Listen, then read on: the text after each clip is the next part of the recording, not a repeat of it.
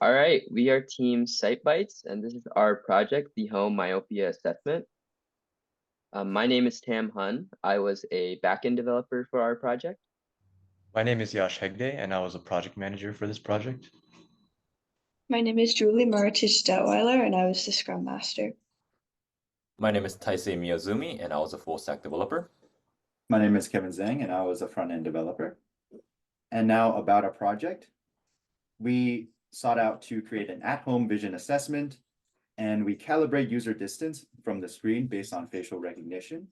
As well, we create sessions on mobile devices with QR codes, and we have dynamic letter sizing based on the user distance from the screen.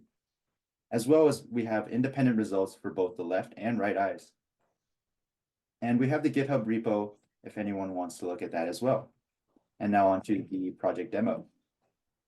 Yep, so here is the project demo. We have it running on the local host right now. All right, so this is a main menu, and we stressed using minimal tones with blue and gray to create a sleek and professional aesthetic for our app. We have our About page, which gives us a rundown of all the team members, who we are, why do we want people to use this project, and what our project is. And also we have a contact us page, which allows users to contact the developers with any questions that they may have. And so here is our login page. If a user does not have an account, they can create one using our sign up page. They'll input their first and last names, as well as an email address with the correct format. And we have error validation to ensure that the user has a correct email format, as well as meeting minimum password complexity requirements. And then the user can then sign up, and then they'll be led to their own personal landing page.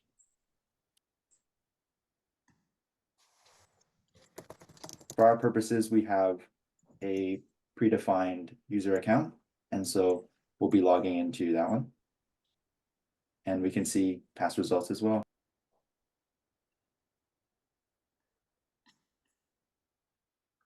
All right, so now I'll just begin the myopia test itself. So first, when we start the myopia test, we will be landed to the terms and conditions. Before we begin, at any point in time we feel that we don't want to take the test anymore, we can click the X on the top right to exit the test. So terms and conditions, we make sure that we tell the users that it's not a substitute for medical tests performed by professionals. Rather, it's to help people identify whether they might have a myopia or not. Yep, so continuing on, we have the screen brightness. In Zoom, it might not show the brightness based on your computer. However, in my screen, I don't see the leftmost circle.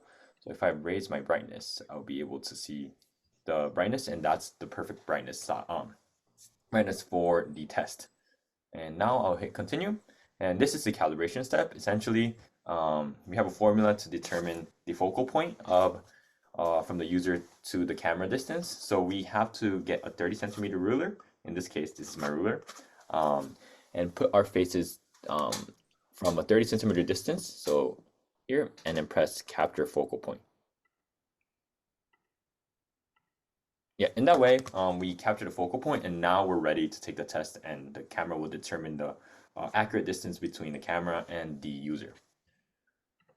Yep. So now I will create a session. And once we create a session, it will see that we generate a random session ID along with the QR code for the user. Yep. And the distance is showing right now as well. So to conduct the test, the user should go on a mobile device. And with this QR code, they'll be able to scan this.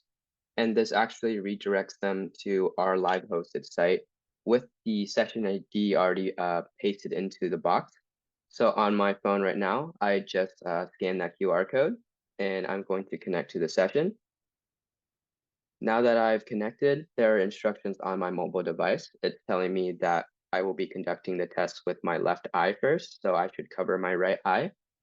Just for this demo though, I won't be doing that. But after confirmation of that, the questions will start to show up. So there is an E on the screen. I'll promptly enter E. And as you can see, the next question, the sizing of the letters does scale down. And another feature we have is, as you can see, Taisei, who's currently running the test, is too far away from the screen, so it's telling him to come closer. And now, if you could get really close to the screen, Taise, it's detected that he is too far away, so it's telling him to please go further away from the screen. So if you could return to the normal distance. Now the test is being conducted as normal. I'm going to enter C, and then this is too small now, so I'm going to enter a wrong character. And as you can see, it prompts us instructions for the next portion of the test, which is to do the test with our right eye and cover our left eye. So confirmation on my mobile device saying I read those instructions. It's doing the same process again. I see an E, it scales down, I see F, and let's say I get this one wrong. So now on my mobile device, it says, thank you, please return to your computer for further instruction.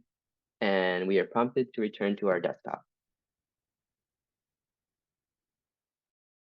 All right, so now after the test is completed, you can get your detailed results, which essentially detail the questions that you got wrong and the ones that you got correct, as well as the actual score for individual eyes. And yeah, you can go ahead and go to the user page now. So once the user completes the test, that payload will be written to Firestore based on the user account, and the details for any past tests that were taken will appear on their user results page.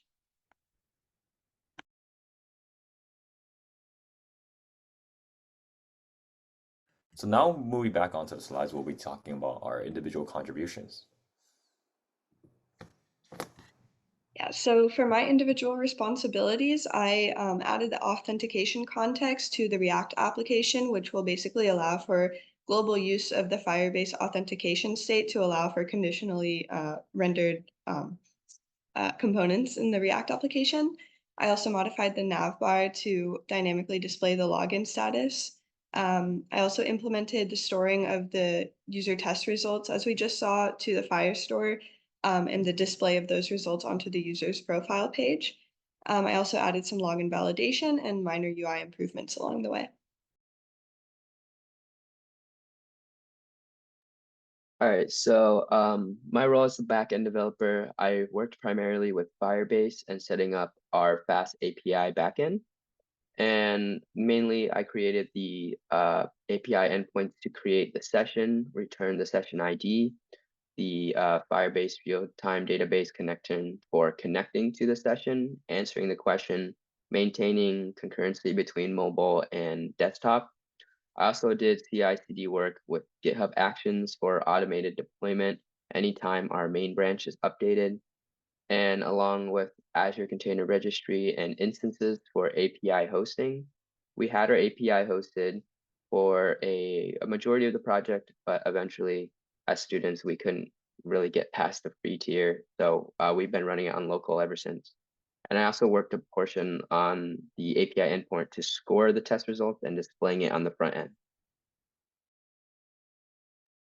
All right, so as the front-end developer, I laid out a foundational UI for the landing page, and then I also created the UI for the sign-in and sign-up pages.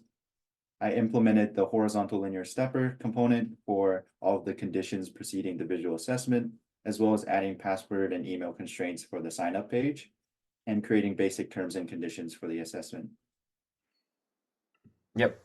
As for my responsibilities, created the UI UX design with Figma, the fast API integration for OpenCV for the camera distance calculation, the distance calibration page in the test component, sign up login navigation when authenticated, dynamic distance and letter size calculations based on the user distance when testing the results, testing the vision, and finally user result calculation. Yeah, so for my individual responsibilities, I made and added general UI changes to the app, added a contact form with the necessary constraints, made a custom navbar for the web app, and added graphics to some steps in the testing process, changed the brightness step for more accurate screen brightness during calibration. Yeah, so going forward, we have a couple plans. Potential future features are that we could implement features to save user results even when not logged in through account creation, and fully Dockerizing the API, so requiring that payment to continue forward, and also allowing us to scale the project. And then finally, we conduct UX research to determine if the test flow is straightforward.